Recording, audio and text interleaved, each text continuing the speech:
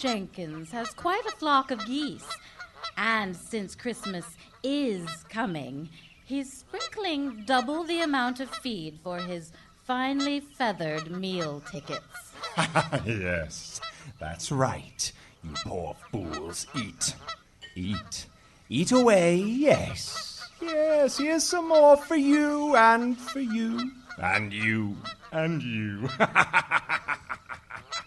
Let no one say that I'm a stingy man, for this is my Christmas present to you, before I remove your pea-brained heads from your miserable necks.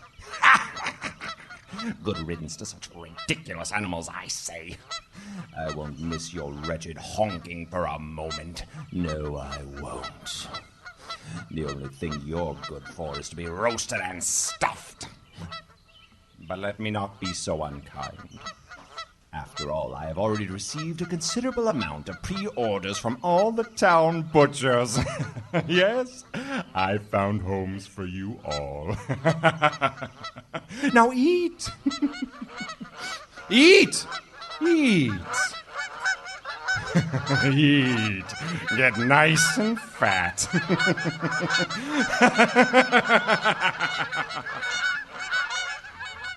Hours later, Farmer Jenkins' wife, Mabel, comes searching for her husband, who has not returned home for supper.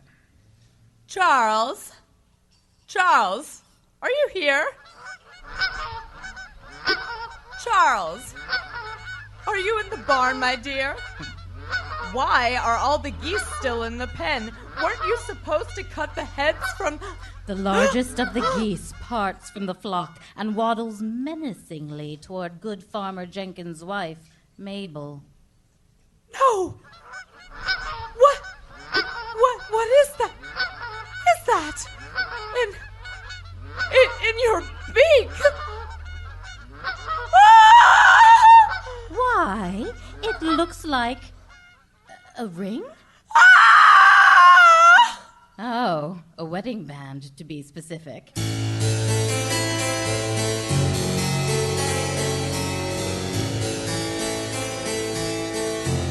How strange.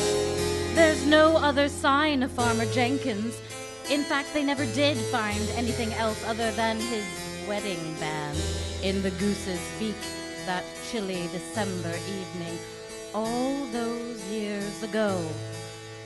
Not a scrap of clothing, or even a drop of his blood. No one knows for sure what happened to Farmer Jenkins that day, for he was never seen again. But we do know this. His geese were especially fat that Christmas season. This is Fireside Mystery Theater.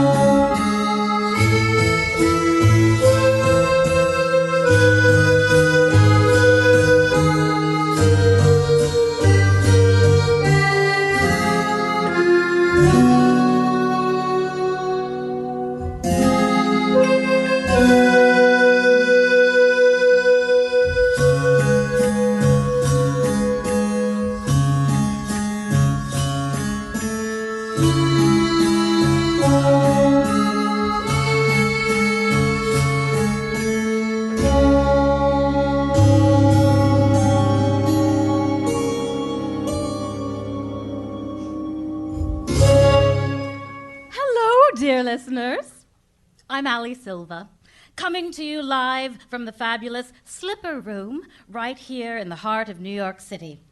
Thanks for joining us. Happy holidays, season's greetings, friends. Tonight, we are hitching our sleigh to your wildest nightmares and your iciest fears.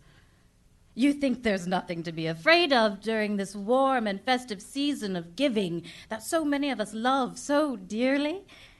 Think again, for even the brightest of Christmas lights can still cast the darkest of shadows. Let's throw another log on the fire. Ah, listen to that sound. The crackling of the hearth. Can you feel that special, one-of-a-kind warmth? The scent, like incense, of burning firewood. Are you nice and comfy? Good. Those of you listening at home, have you turned the lights down yet? Well, you can leave the Christmas tree lights on. That's perfectly all right. Take in the luminescence of the Christmas lights and the glow of the flickering embers as we hand-deliver your first present. A sinister little stocking stuffer, a story called simply, You Will Be Visited by 3 Ghosts.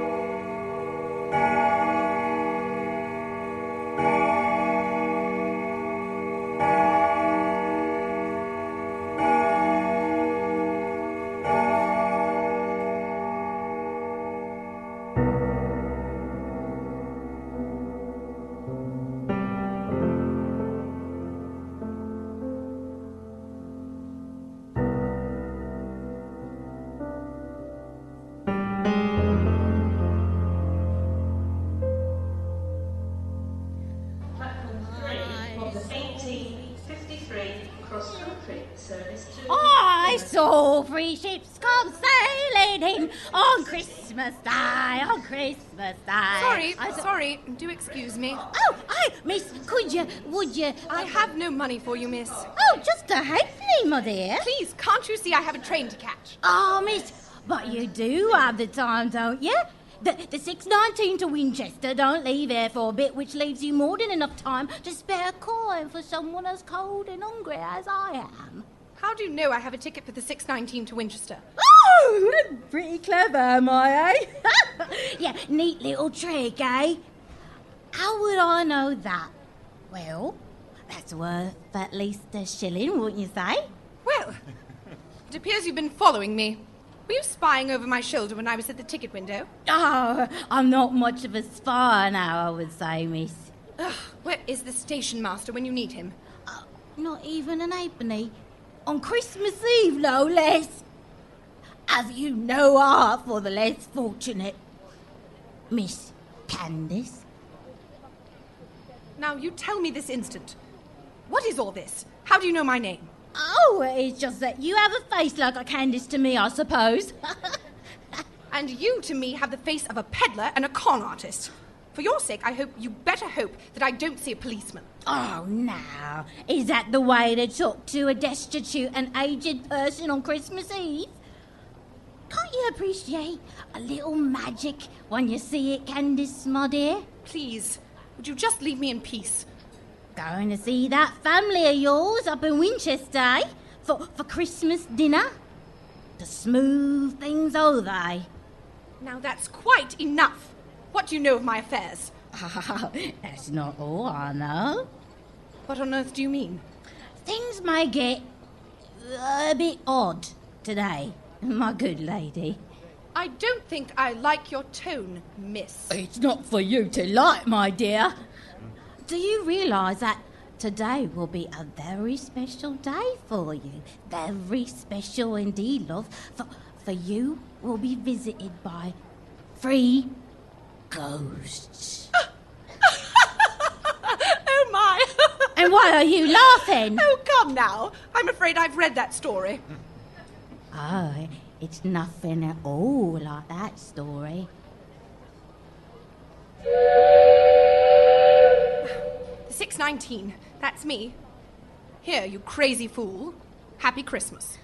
Oh, that's quite generous of you, quite generous. I hope to repay you sometime soon, dearie. Yes, sometime very soon.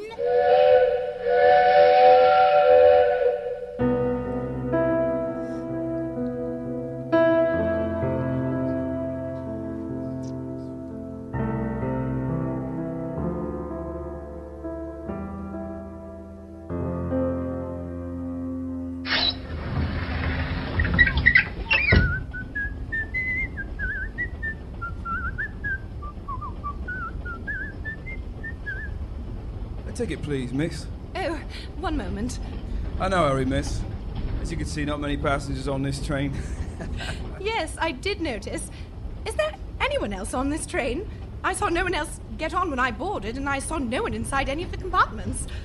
Well, to tell you the truth, you are the only passenger so far. I'm afraid it's pretty much just you, me, and the engine driver. Very odd, I must admit, especially for Christmas Eve. I'll say. Considering it's Christmas Eve, this train should be packed. Is there something wrong, miss?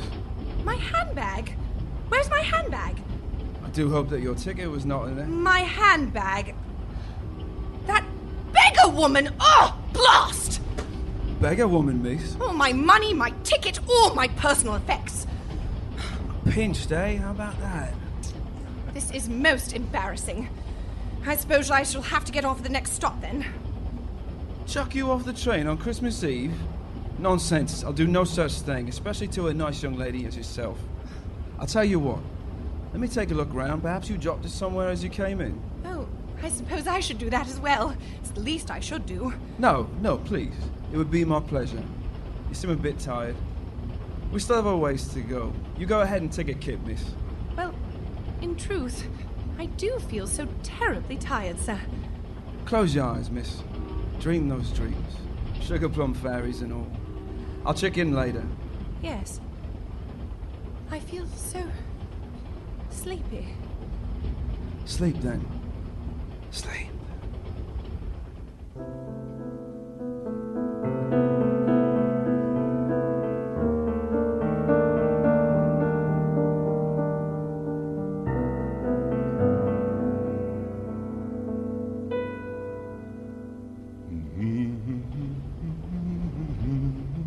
Hey, what? I'm sorry, my dear. Didn't mean to wake you. Oh, Uncle Joe! How long have you been here? I got on only a few stations ago. There's no other passengers on this train, so you were quite easy to spot. Oh, it's so strange, isn't it? How is it possible that all the rail cars are empty but for us? Well, I must say I, for one, prefer it. The train being empty, I mean. How are you, dear Uncle Joe? I hope you've been feeling better. Are you taking care of yourself? No, my best years may be behind me. But I suppose I'm all right. Now, could be better, to be truthful. This Christmas family gathering at my sister's does nothing for my health and disposition, let me tell you. I know. I feel the same as you do. Hopefully we can come to an agreement and settle the affairs of the estate once and for all. And perhaps learn to be a family once again. Like when my sister and I were children. You know, it's the new generation that seems to have complicated things. Your generation, Candace, I'm afraid to say. Uncle Joe, it serves no purpose to start a row right here and now. We shall all discuss the matter peacefully and calmly after dinner tomorrow night. Now, why is it that you and your generation only wish to tear things down? Are there not things in this world that are worth preserving? God knows Hitler and his baddies destroyed enough as it was. God knows that... Got nothing about the modern world and the need for change. Like I said, Uncle Joe, let's not argue here. No, I don't think we could if we wanted to. Looks like we've arrived at Winchester at last. Uncle Joe, have you seen the conductor anywhere? Only when I sat here, not any time since. I suppose he didn't have my handbag. It may have been lost or stolen. No, sorry to hear that. Just dreadful, afraid I didn't see him. Uncle Joe, are you going directly to Aunt Selma's? I was going to pick up a fine bottle of claret for dinner first. In truth, the claret may end up being more for me than anyone else. Would you care to join me? If it's all right with you, I'm still very, very tired. May I borrow some money for a taxi? Well, certainly. It's only a matter of time until you have the rest of my money anyhow. I will pay you back, Uncle Joe. Every penny. Here you are. Go along now, Candace. I shall see you at the house.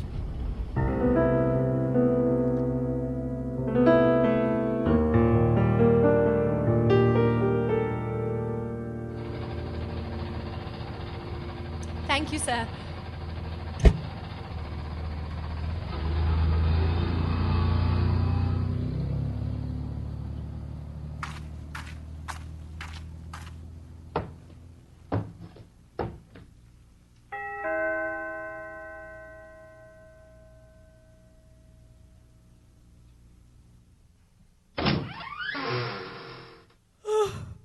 Candace. Aunt Selma, are you all right? What's the matter? Come in. Come in.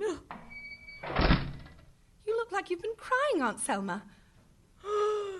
My poor brother. Uncle Joe, what's happened? When he arrived here last night. Last night? Why, I just... Oh, he looked terribly ill. I knew something was very, very wrong. Go. How could he... He screamed in agony all through the night. Aunt Selma, what has happened to Uncle Joe? He's dead. Dead? We just found him a few moments ago. My poor brother. That just can't be.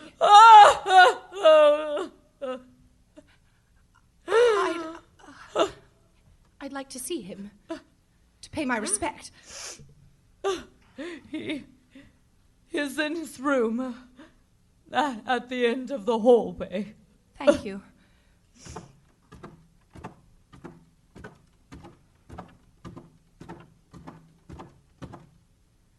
I don't quite understand how this happened. But it's all for the best, I suppose. Sorry, Uncle Joe. You had a good run, but the time has come for change. Most welcome change.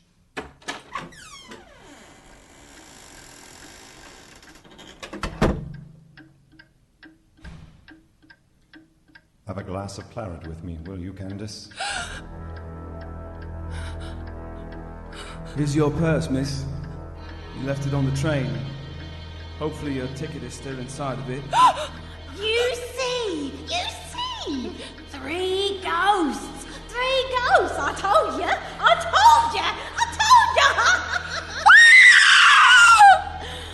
I saw 3 ships come sailing in on Christmas Day, on Christmas Day. I saw 3 ships come sailing in on Christmas Day in the morning.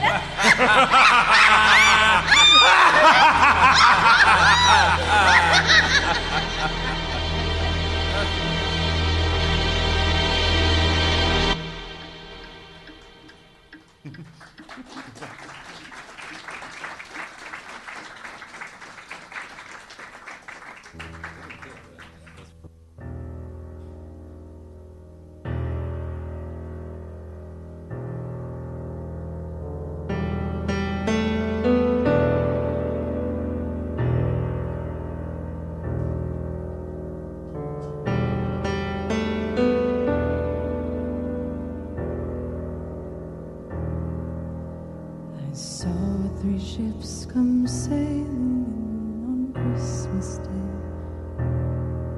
on Christmas Day.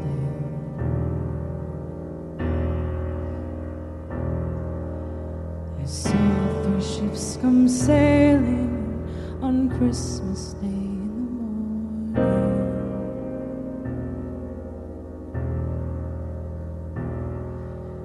And what was in those ships, all 3 on Christmas Day, on Christmas Day.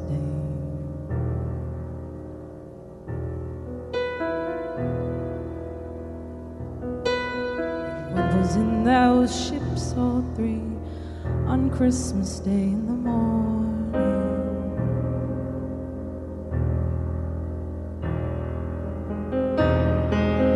And all the bells on earth shall ring on Christmas Day, on Christmas Day.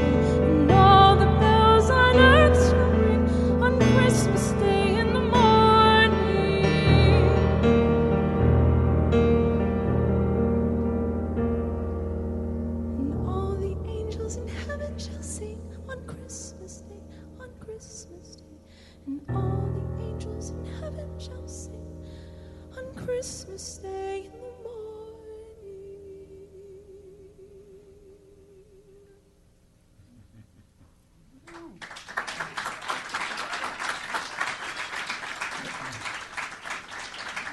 That was the incredible Miss Nicole Zuraitis and her own haunting rendition of the old English carol, I Saw 3 Ships.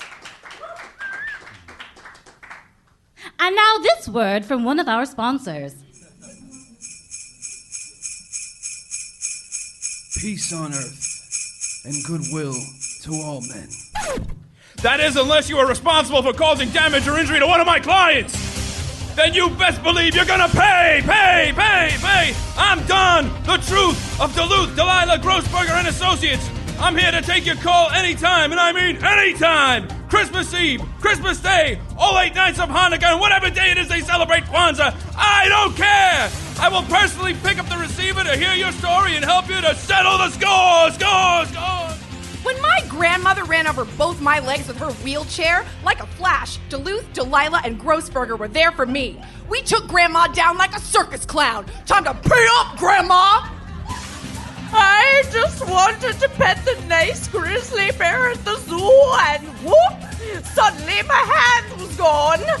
Thanks, Duluth, Delilah, and Grossberger, for helping me to bring that zoo to justice. If you've been hurt by anything, a doctor, a hospital, car accident, a defective drug or medical device, a nursing home, a slip or fall, expired dairy products, you may be entitled to a big fat wad of American currency. And remember our slogan, if you don't make any, we don't take a penny. We're Duluth. Delilah. And Grossberger.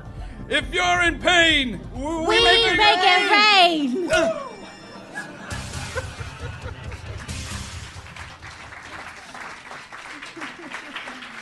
And that concludes Act 1 of our program. Now would be the perfect opportunity to steady your nerves and step to the bar for a tasty beverage lovingly made by our trusted bartenders. Judging by what we have in store for you in Act 2, you might want to ask them to make you a particularly strong one.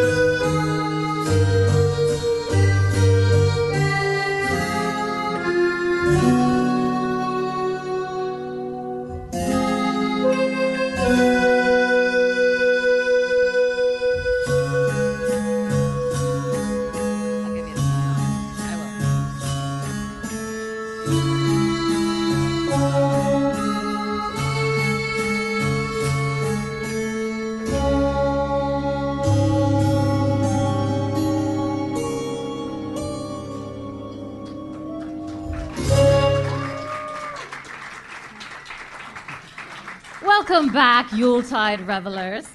While you were refilling your glasses at the bar, another hand for the great bar staff here. They're so cute. We stoked the fire a bit more to stir up and conjure the spirits for this act. Are any of you aware of the mythical beast called the Krampus? Johnny, please show us an image. Here we are, yes. For the fine people listening at home, Google search will have to do. Look at that, look. Ghastly and horrible, don't you think? If you can believe, in many countries in Europe, the legend of the Krampus is used to terrify so-called bad children at Christmas time. On the evening of the 5th of December, St. Nicholas Day, the Krampus, this hairy, horned demon with cloven feet, sharp teeth, long tongue. Okay. Well, he comes looking for bad children to steal away into the Black Forest. Sorry? Well, it's pretty jolly stuff, regardless. Well, I'm sorry, I couldn't quite hear what you were saying, but as Fireside Mystery Theater has for you an exclusive, we've invited a couple of Krampuses. Crampi, that's how you pluralize it. Oh, sorry, Crampi. Well, we have here with us a couple of Crampi from Fishkill, New York. Hans and Judy Krampus. Hi. Hi. So, you two are retired Krampuses. Krampi, sorry. That's all right. It happens all the time. Yeah, we live in a Krampus retirement community upstate. Very nice facility. Lots of parking, too. Lots of parking. Decent golfing. Oh, okay. Well, so I would love to talk more about life back in the day when you used to terrify so many children. Please, let's not forget an important detail you left out there. Oh, I'm sorry, what? You said children. Oh, these were bad children. Oh, the worst. Oh, they had it coming. Believe me, when we cast them up and shoved them into our baskets to go to the Black Forest, not even their parents took issue with it. You know, sometimes I think we should have taken some of their parents along for the ride, too. Yeah, like our insurance would have covered that. Fat chance. Hans, Judy, we don't have a lot of time left, so now the two of you have scared kids. Bad kids. Bad kids. For years you've been doing this. So do you have any regrets at all? You know, I was just talking about this with a hobgoblin the other day. You mean Jerry Hobgoblin? No, Fred. Fred Hobgoblin. You know, the one with the bad overbite. Oh, yeah, Fred. Well, I was saying to Fred that I wish that while we were younger we could have gotten in on that Halloween racket. I mean, we just never really fit into the whole Christmas scene. Oh, tell me about it. Red-nosed reindeers and all those other losers never could relate to them. Dreadful. Screaming bores. Happy all the time. You know, usually that is a mask for depression. Well, I'm afraid that's all the time we have. Thanks, Hans and Judy Krampus. Can we plug our basket weaving website? We weave them so they fit bad kids just perfectly. And you could also put flowers or potpourri in there, too. We weave them with our own claws. Just go to crampbasket.com. Thank you, guys. Hans and Judy Krampus, everyone. Give them a hand.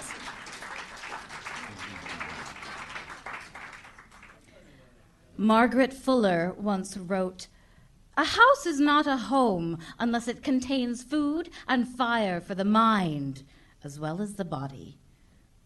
Well, our next terse tale, A Fine Furnished House, takes us to a home that has ample food and fire for the mind, but the fire is piping hot and the food a bit too spicy for the average palate. It all begins, quite simply, with the ring of an ordinary doorbell. Do you think anyone's here? I can't tell if there are any lights on inside. Someone's Buick is in the driveway, and we're here right on time. Just give it a minute. Hello? Anyone home?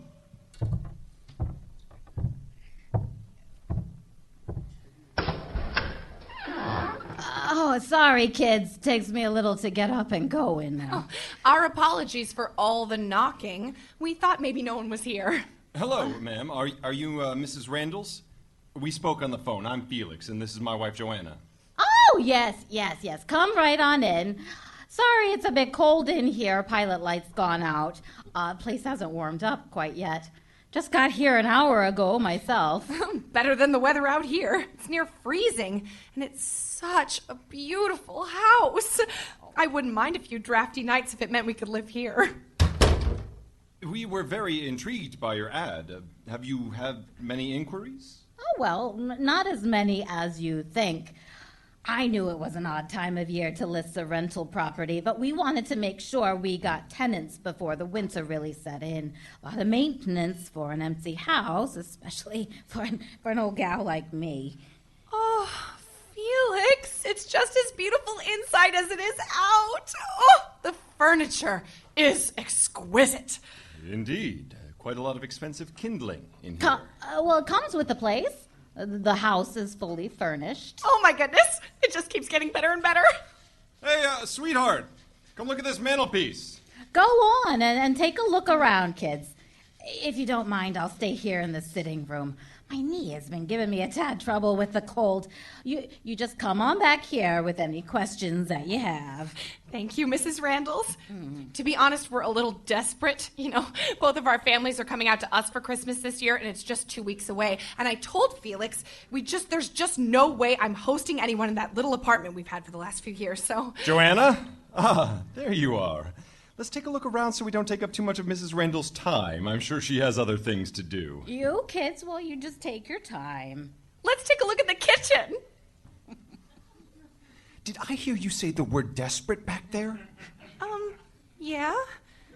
I was just telling her it's so close to Christmas and both of our families are coming and the apartment is too small. Babe, don't you know the first rule of real estate is not to seem too eager? She's gonna think she can charge us anything she wants with you jumping up and down like a puppy over some dusty old antiques. And it's so very musty in here. And it smells dank, like there's mildew. I'm sorry, darling, but I cannot have my mother over to our apartment, much less your mother and the whole crew. A little air freshener will do the trick, just trust me. Perhaps, but let's not jump the gun here. The ad said terms were negotiable. But if this old Victorian comes with the furniture, too, I'm betting it's going to blow our budget. Well, let's just see. Oh, my God! Look at that beautiful stained glass over the staircase!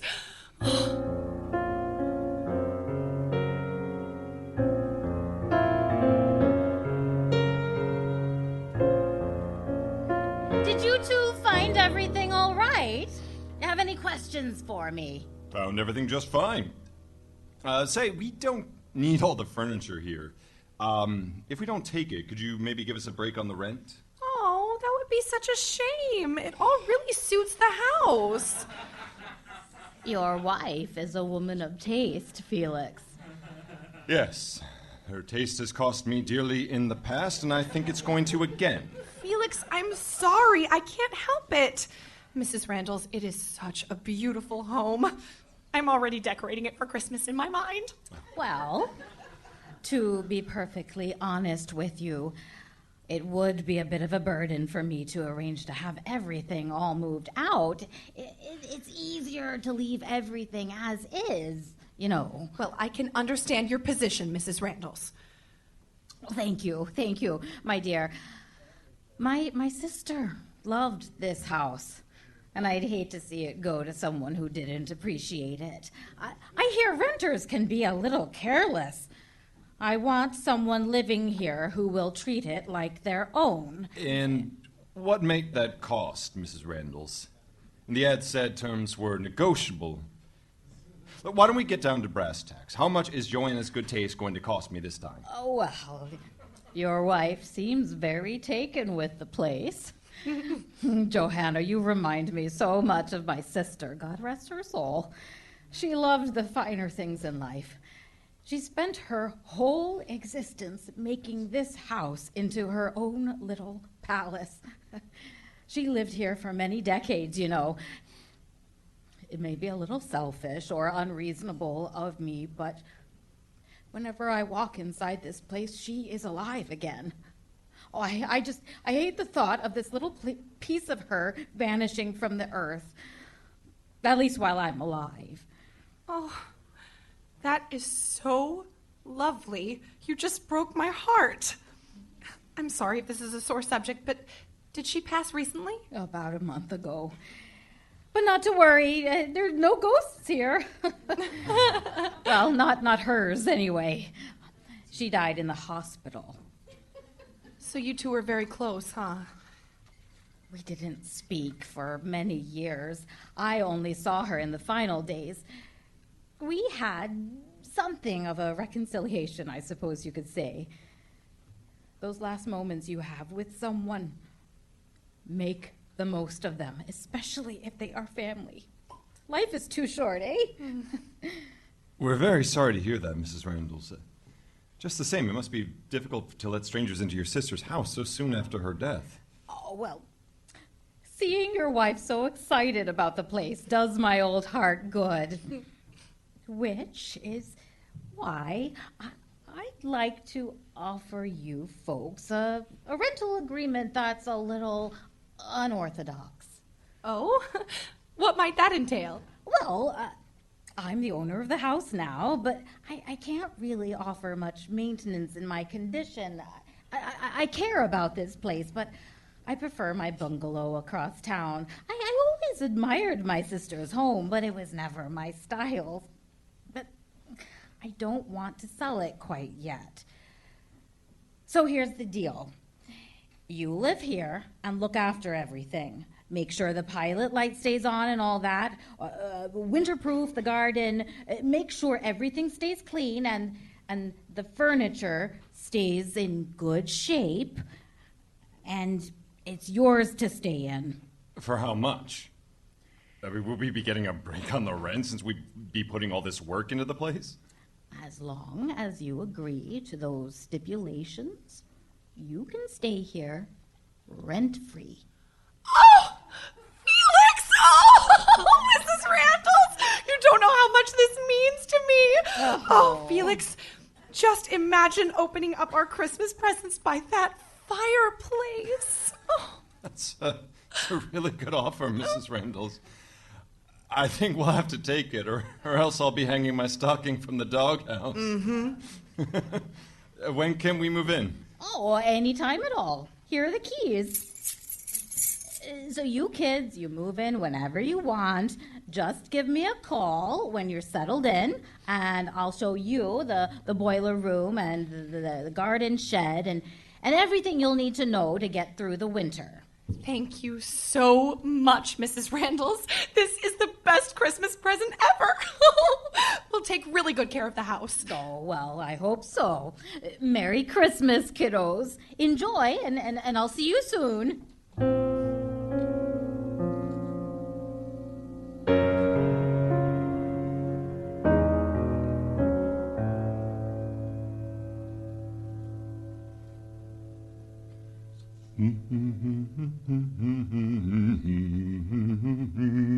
Honey, Felix, are you down there? Yeah, in the basement. Come down here. I have something to show you. Okay, coming. I made us some hot chocolate. Hey, sweetheart. Hot chocolate would hit the spot. There's a bit of a chill down here. What's in all the boxes? That's what I wanted to show you. Looks like we can have an old-fashioned Christmas in our old-fashioned house. Look! Vintage Christmas decorations. And almost all the lights still work. Oh, how quaint. Oh, I love those old big bulbs. How many strands are there?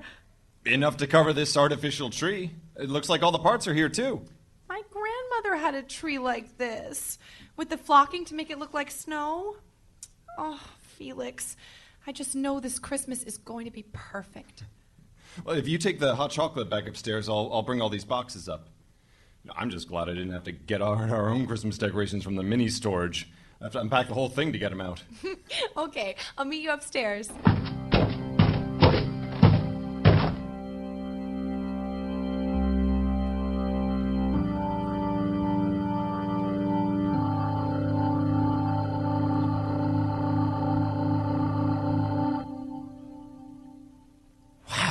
Great-looking tree. Our families are going to love it. I'm surprised how many of these glass ornaments are intact. They're so delicate-looking. I particularly love this set of animal-shaped glass ornaments. They're so adorable. Oh, here's one more. This little fishy-shaped guy. Can you put it near the top? I see a bit of a gap there. Sure, just let me... Here, catch. Oh! Felix! Why on earth would you throw a glass ornament? Oh, no, it's in a million pieces. I said catch! It's fine, honey. There are plenty more ornaments. So much for taking care of the place for Mrs. Randalls. I hope that wasn't a rare Tiffany's Christmas ornament or something. Oh, I'm going to get a broom. It's out in the tool shed. I'll get it. I'm sorry, sweetheart. I was just having a little fun. I got carried away. Hey, wait a second. What's that? It's like a tiny little piece of packing paper. No, it has something typewritten on it. It looks like it might have been in the ornament. Oh, cool. I wonder if I'll have a fortune on it. What does it say? This typeface is so tiny I can hardly see it in this light. Here, give it to the person with the good eyesight, Magoo. Eileen is here? Eileen? Who's Eileen? I don't know. What was the name of Mrs. Randall's sister, the one who owned the place? I don't think she said. Oh, wait. Do you think this is a message from the other side? Don't be ridiculous. You're probably right, just a bit of packing paper. So many of these ornaments are wrapped in newspaper and such. I bet they just grabbed whatever paper was on hand at the time. Ghosts of Christmas past won't scare us. Come on, honey, let's go to bed. It's almost midnight. We can clean up all the boxes and paper tomorrow. Look how beautifully the tree glows with the lights out. Yes. This will be a very special Christmas for us.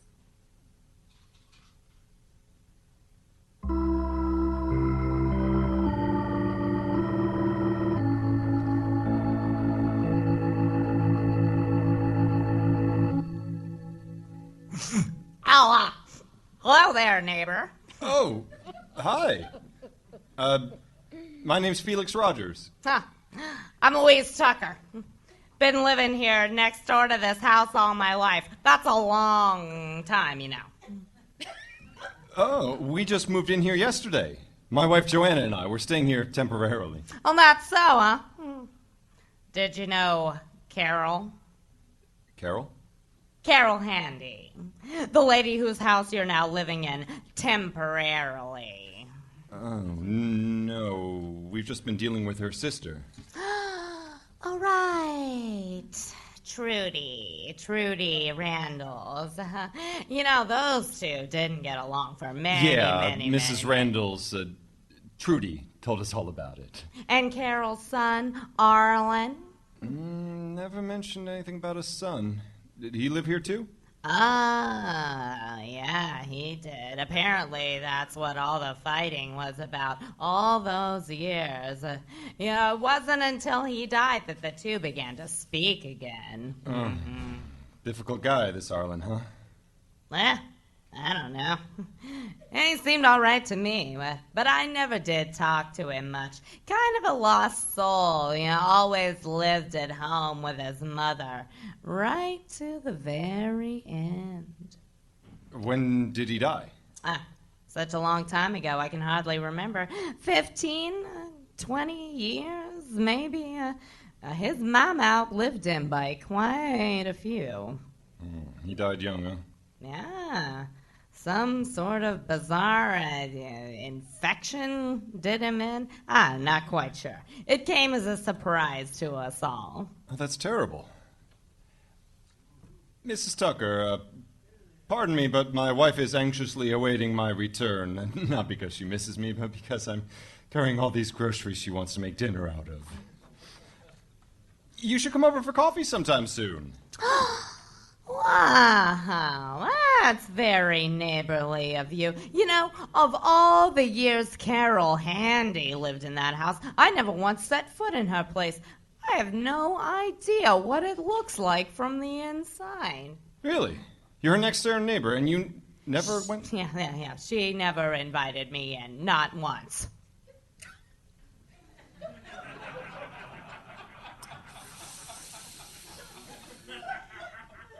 Well, there should be a first time for everything. We'll let you know soon. Happy holidays, Mrs. Tucker. Oh, just call me Louise. That's very sweet of you. Merry Christmas. Merry Christmas.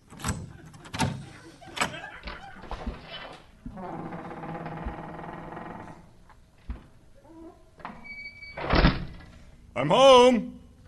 Lines at the supermarket and the hardware store were unbelievable.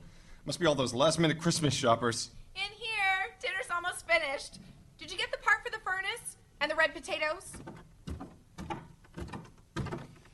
Yep, I got everything on the checklist. Hey, sweetheart. Dinner smells delicious. You know I love your pot roast. Smells even better in this adorable kitchen, right? Pass me those red potatoes, dear. After dinner, I need to see if I can get that furnace fixed. Has it been making any more noise while I was gone? No, I don't think so, but I've been unpacking up in the bedroom while the roast was in the oven, so I might not have heard the clanging. Well, I think tightening up some screws might do the trick. But if it doesn't, I got a pilot light replacement tube. Well, that might be what was giving Mrs. Randall's trouble when we came to see the house. Oh, I just met our next-door neighbor as I was coming in. Oh, yeah? Mrs. Tucker. What was her first name again? Dang, the short-term memory. Louise. That was it. Nice old lady. Haven't seen her around yet. I said we'd invite her over for coffee sometime. Why, that was very nice of you. Must be the spirit of Christmas. It's the one time of year you're nice to people, huh? Don't worry, it'll pass. Like a kidney stone. Did she dish any dirt? You know old ladies are the best at doing that. Did you tell her about the Christmas ornament and the message in it? Speak of the devil. Oh, no. I bet that was one of those ornaments. I'll go get the broom. No need. It's still in the living room from last night. Yep, you're right. Oh, honey, I'm sorry. It was that little hummingbird one you liked so much. Felix? Yeah? Oh, be careful. You're barefoot. Stay where you are. I'll get this cleaned up. Felix, there's another one of those little fortune papers. It looks like it was inside of the ornament, like the one we found last night. What does it say? Well, let me see. Wait, let me put my glasses on. It says, Mary is here. What do you think it means? Mary, Eileen. Who are they? Who could they be? I've no idea. I mean, Mrs. Randall's name is Trudy. Her sister's name was Carol. Louise next door gave me all that info. Joanna, I need you to do me a favor. Sure. I'm going to remove all the glass ornaments from the tree, the ones from the same set these two came from, the animal-shaped ones. Okay. While I'm doing that, can you bring me a few bath towels and place them on the dining room table? What are you doing? Just trust me.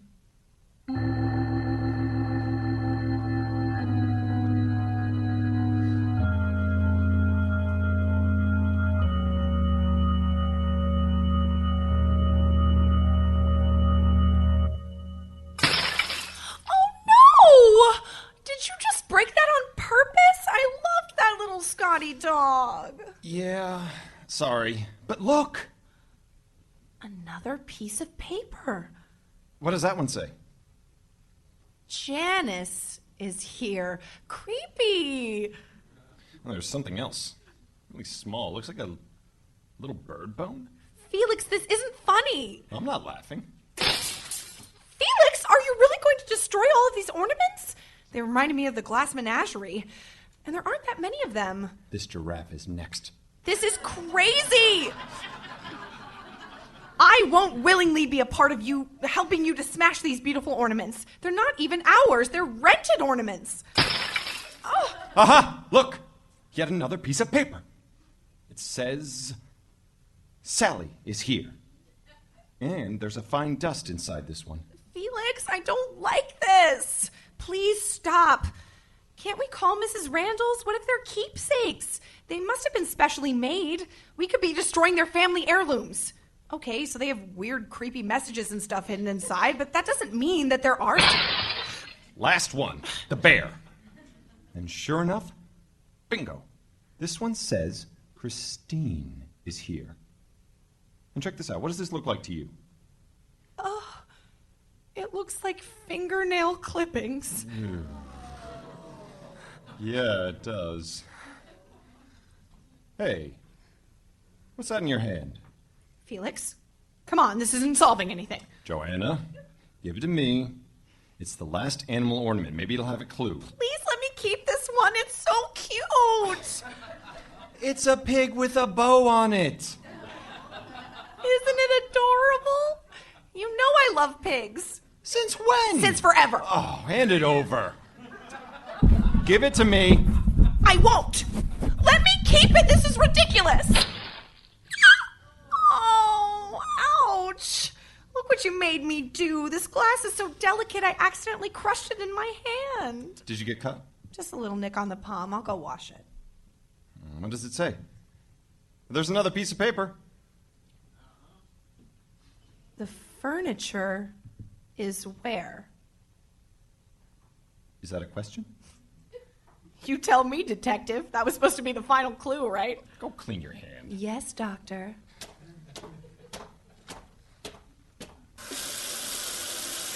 Let me know if you solved the mystery, sweetheart. Felix? Felix?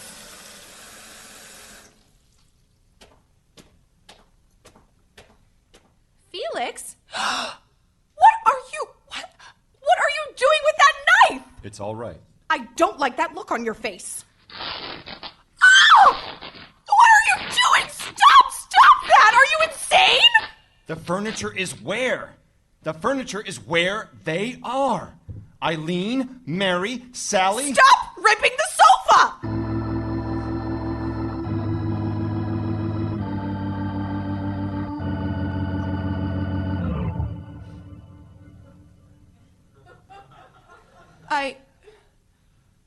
I can't believe it.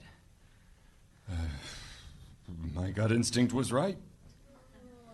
Felix, what does this all mean? How could there have been corpses rotting inside all of the living room furniture and nobody noticed?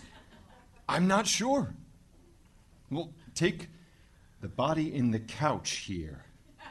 I mean, looks like it's been inside this couch for a very long time. Maybe decades. Each of the skeletons has a tag tied to the ankle bone. This is Eileen, apparently. I'm so scared right now. This is all starting to make sense. Our next-door neighbor, she said that Carol had a son, Arlen. A son? Maybe he did it. That's what I'm guessing. Serial killers like this tend to be men. But what if he comes looking for us? Shouldn't we call the police? No, he won't come looking for us. He's dead now. How do you know that? Mrs. Tucker told me that, too. He died like 15 years ago. This can't be happening. Let's call the police, or at least Mrs. Randall's. I will. Give me a little bit. These murders all happened like a long time ago, and the killer who did this is most likely dead. There's no thing anyone can do about it now. Why are you being so calm about this? There are dead bodies in our furniture! It's surreal. I found all the girls whose names were on the little papers inside the ornaments except one. Janice. Well, call the police and let them find Janice. Where are you going? Upstairs. Don't leave me down here by myself. Well, come with me then. No, I'm calling the police. Please stay down here. I just have a feeling the last body is upstairs. You know what I've noticed? I have not been able to get comfortable on the mattress in our bedroom. You aren't saying. I'm gonna find out. You've gone insane. You're in shock, Felix. Just please sit down. Where? On one of the dead bodies in our living room?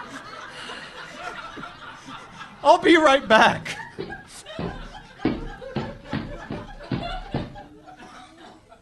Hey! I just realized something. There's one more animal ornament. Remember the dove ornament? The one you put in the wreath you made? Joanna? Joanna? Hey, Joanna! Joanna, where are you? Answer me! Yikes. Just stepped on it. Ah, jeez. Don't see a slip of paper, though. Oh, wait. Found it. Stuck to the bottom of my shoe. Let me get that there. What does this one say? Oh, this tape so small. Let me put on my glasses. It says, Joanna is here? What? What?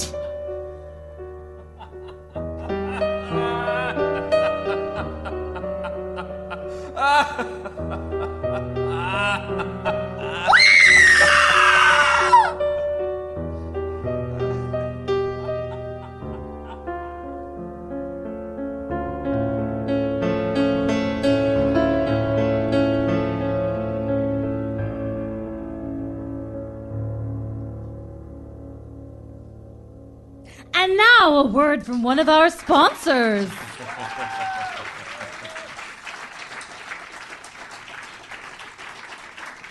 Hey, honey bunny.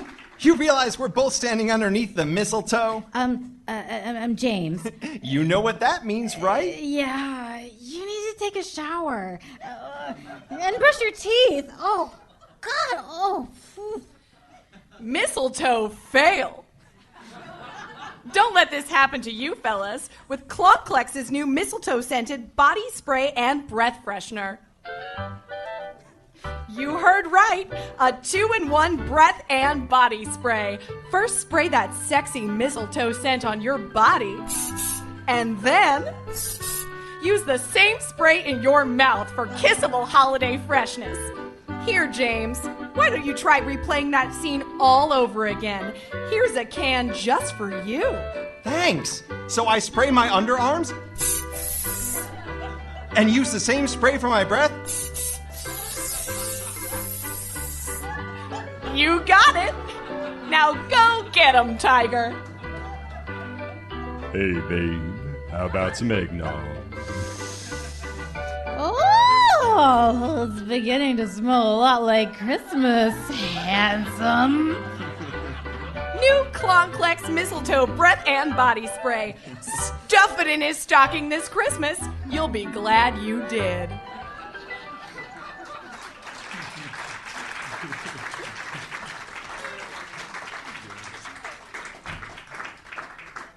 A quote from David Grubbs, The Night of the Hunter.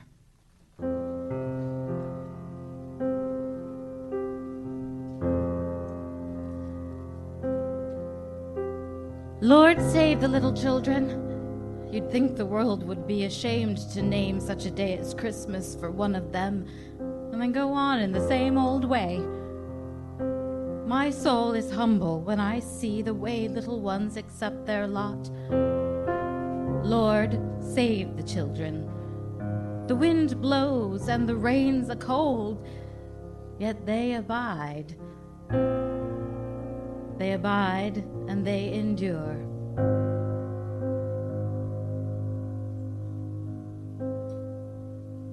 Our last tale is something of a Christmas fable that will ask us to take these words to heart. We call it A Voice from Afar.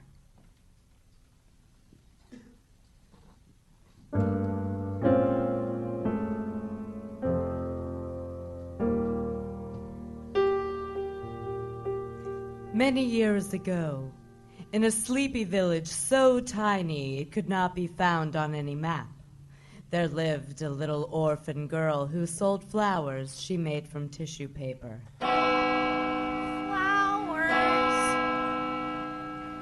Flowers for sale. Who will buy my lovely flowers? It was bitterly cold that Christmas Eve, and her little feet were blue and frostbitten from standing all evening in the snow. Hardly a soul was out on the street, and only the bakery was still open. Sir, I know I've already asked you several times. I'm sorry, but since it is Christmas Eve, could I have just one piece of bread? I would be so happy to give you some of my flowers in return. Little girl, you know that I would, but I can't. I'm ever so grateful for the piece of bread you gave me this afternoon. God bless you, sir. But if there was even a small crust that you could spare... I'm sorry. Business has been bad for us. Just terrible. Like I said, I would be happy to give you one of my flowers in return. They're so pretty. I make them myself. And they'd be a nice present for Little your girl, wife. little girl, how many times must I tell you? Get out! We're closed. I sold no flowers tonight, and I'm so Stop. hungry. Just stop. I don't want to hear any more of this. We hardly sold anything today either. We're hungry too, you know. I'm sorry, ma'am. There's nothing else open in the village, otherwise I wouldn't trouble you. Well, troubling us is exactly what you're doing. I'm sorry, child. I think it's best that you leave. This is actually a very difficult night for my wife and me. Perhaps come back tomorrow. No, don't ever come back. Can't you see my husband? She will come here every morning, and every morning we'll end up giving her another piece of bread, and it will never end. We won't stop being poor, and she'll never stop being hungry. The next time I see you peddling your paper pedals in front of our shop, I will call out for the constable. For the last time, just get out! Get out! Out you go!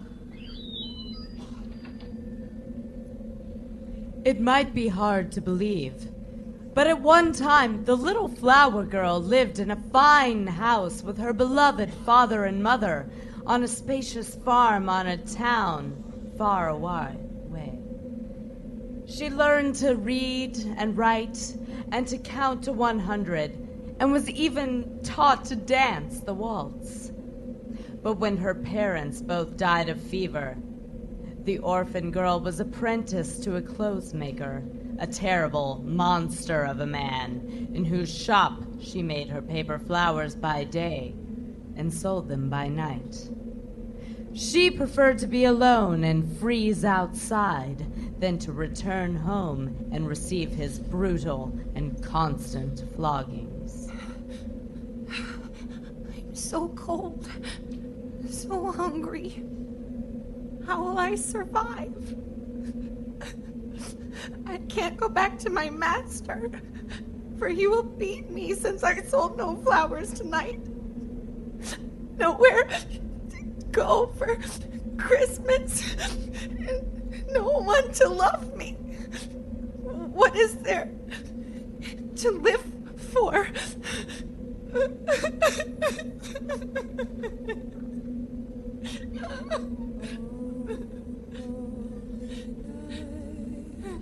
The stars are brightly shine.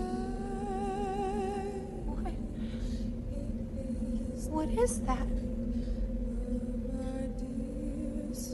Oh my. How beautiful is that sound? Where is it coming from? I must tell the baker and his wife. Mrs. Come quick! I thought I told you! Hey, you mustn't hit her like that. No, listen! No, just you get out! Get out! Get out! I never want to see your face here again! But listen, ma'am, listen! No, you! Listen, if I see you even one more time... Hey, wait, what is that? Hey, what's all this commotion? Oh, Constable, can you please rid us of this terrible beggar girl? But listen! Okay, little girl, I know it's Christmas Eve and all, but I'll need you to move along. Have you anywhere to go, young miss? What? Well, hold on, everyone. Listen. I hear nothing. Yes, listen close. Who could be singing at this hour? Past curfew? Sure to receive complaints. It's beautiful.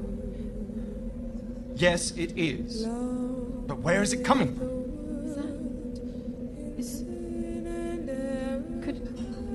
Could it be? It sounds so much like it. Is it possible? So you recognize the voice? It can't be. Maybe you should ride with me. I may need you to identify this person. My horse and buggy are right over there. Yes, I would like to. So would I. May I ride with you too, please? After all, it was I who discovered the voice. Yes, we can all ride together. Yes, let's all ride together. That sound. Such a sound. It gives me such peace.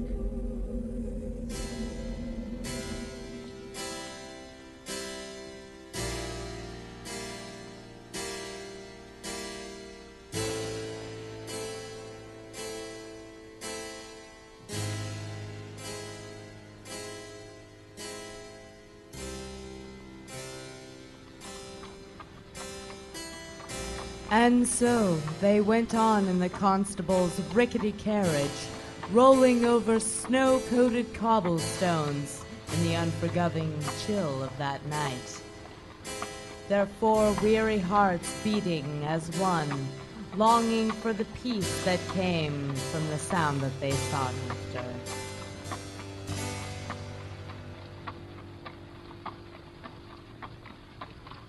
Oh, holy night. Where could that voice be coming from? We've been all over the village. There's a chapel. Could it be coming from inside the chapel? Impossible. There's no light coming from inside the chapel. Whoever is singing is out of doors, that I am sure of. We must be getting closer. We must keep going. It's getting louder. It's getting clearer. And it's so beautiful. Yes. Yes. But there's really nothing else past the chapel. Nothing but the... Maybe we should turn back. No, we must keep going, please, Constable. I'm getting a very strange feeling. We must be brave.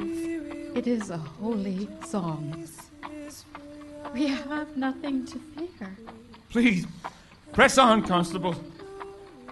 Press on into the graveyard.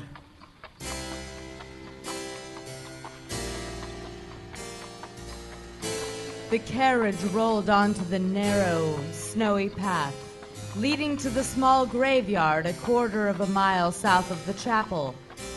Fork-shaped slices of moonlight slid over the humble gravestones, and sure enough, it was here that they heard it.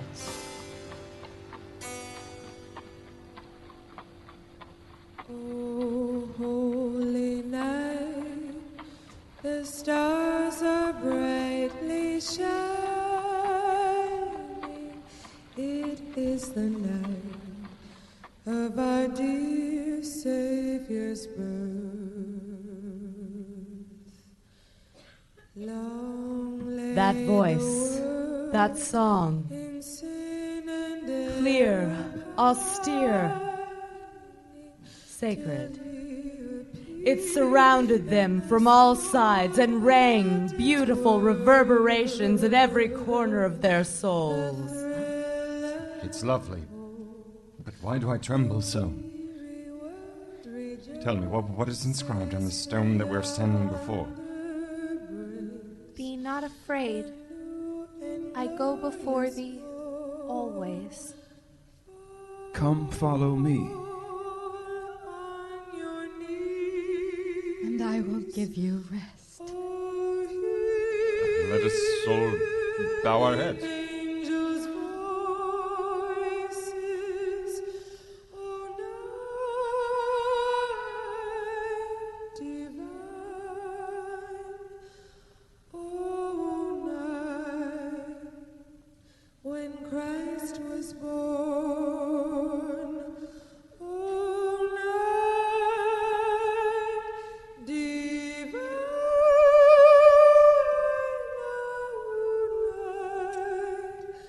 oh, night divine.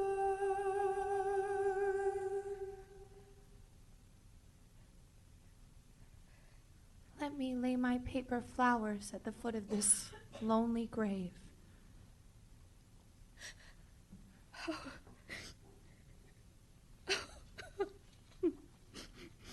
I think I understand now. This is where the voice is coming from all along.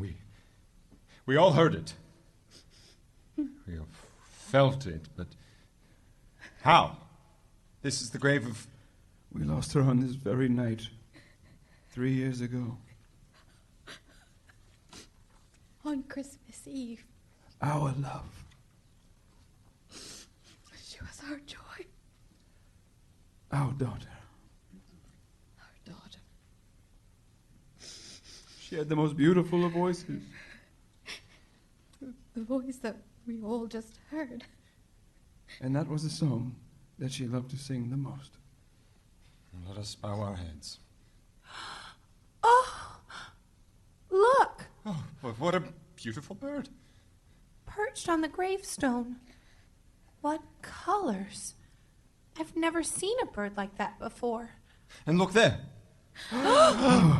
Just then, what seemed like an invisible finger started slowly to etch, to inscribe something in the untouched snow in front of the gravestone where the paper flowers were laid. I'm so frightened. What does it say? Together. Always.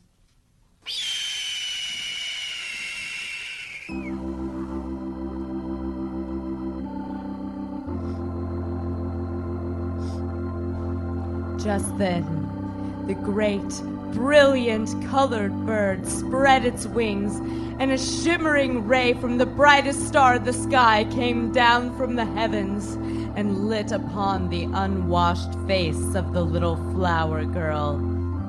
And for a moment, she looked just like... Papa, look. I never realized. She looks just like her, doesn't she? Yes. Yes. How could I have been so blind? So cruel? I thought all the love had died in my heart ever since. Child. Yes? Please, if you can, forgive me. Forgive me. Take my hand. Yes. Yes, ma'am. Come with me, child. Come with us. Yes. Come with us. Yes, sir. Yes, ma'am. Please. From this night onward, call me Mother. And let us be together. Always.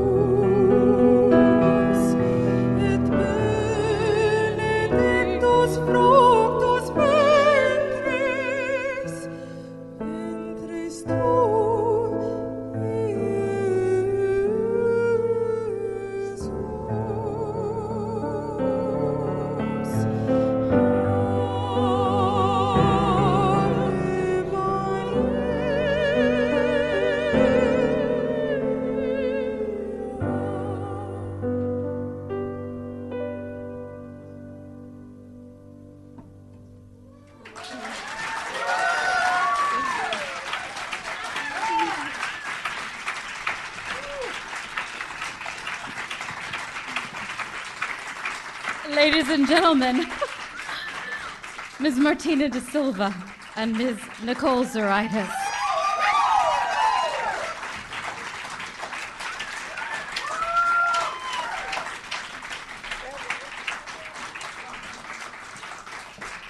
What a lovely conclusion to tonight's program. We do hope that you enjoyed it. Let's have a huge hand for our singularly superlative cast.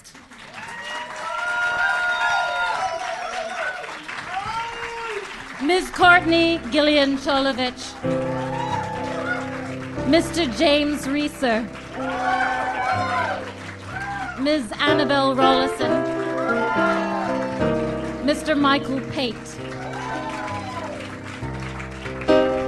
Our live musical score was improvised and performed by the mighty Mr. Steve Blanco.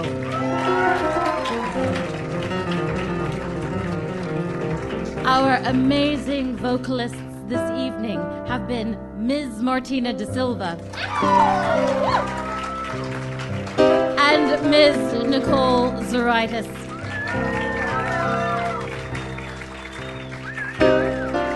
Our theme is by BAFTA award-winning composer Mr. Jason Graves. Find out more information about this dear Mr. Jason Graves, including links to his Twitters and Facebooks and things at jasongraves.com.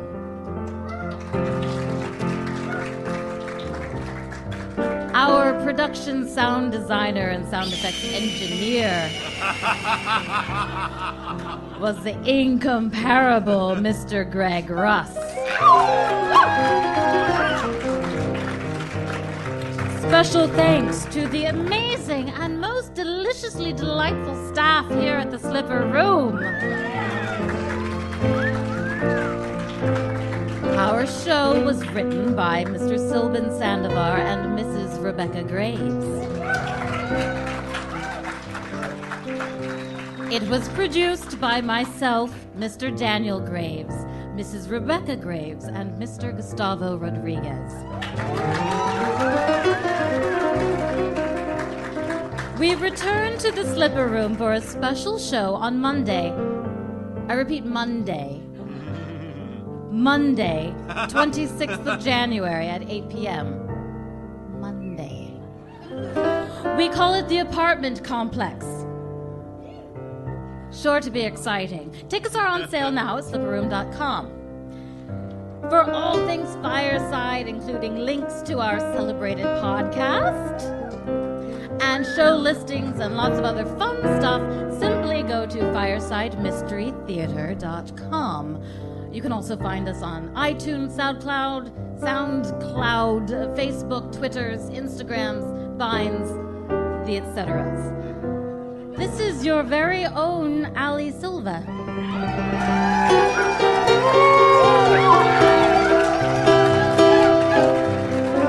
I wish all of you and all of yours a very happy, festive, fabulous, and safe holiday season. As the embers of the fire die down amid the empty stockings and shreds of discarded wrapping paper, don't ignore that curious draft floating in from the window like an icy finger tapping at your shoulder. And be sure to mind the shadows. Thank you.